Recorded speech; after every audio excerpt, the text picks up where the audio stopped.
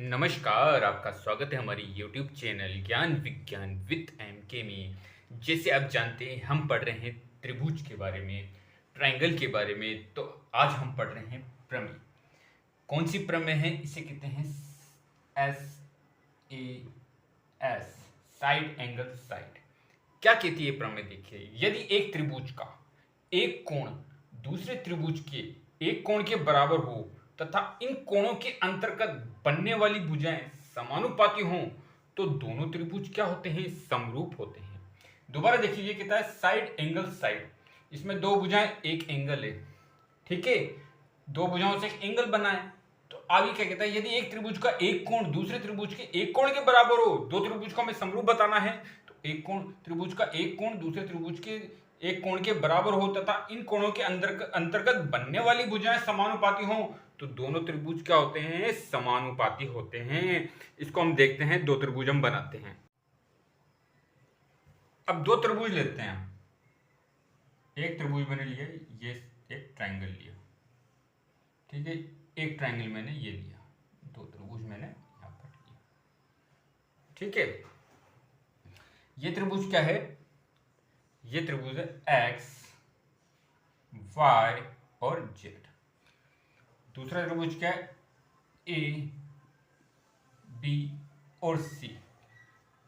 इसका एक एंगल इस त्रिभुज का इस एंगल के अगर बराबर हो जाए, एंगल वाई, कोण ए के बराबर हो, ठीक है, और इन कोणों के अंतर्गत बनने वाली भुजाएं भी समानुपाती हों, इस कोण के अंतर्गत बनने वाली भुजाएं, ठीक है, ये भुजाएं, दो भुजाएं, यहां भी कितनी है? दो भुजाएं। ये कोण बन रहा है, इसके अंतर्गत बनने वाली दो भुजाएं भी क्या हो? समानुपाती हो। तो हमारा त्रिभुज क्या होता है? समरूप होता है। तो हमने क्या माना है? देखिए आप, कोण y किसके इक्वल है? कोण a के। कोण y इक्वल किसके है? कोण a के। अब कोण y के अंतर्गत कौन सी भुजाएं बन रही है? देखिए आप, एक्स वाई, और कोण a के अंतर्गत ए बी, इनका अनुपात X Y upon A B. दूसरी कौन सी भुजा बन रही है हमारे पास? वाई जेड, ठीक है। और यहां पे क्या बन रही है? दूसरी भुजा ए सी, वाई जेड अपॉन ए सी।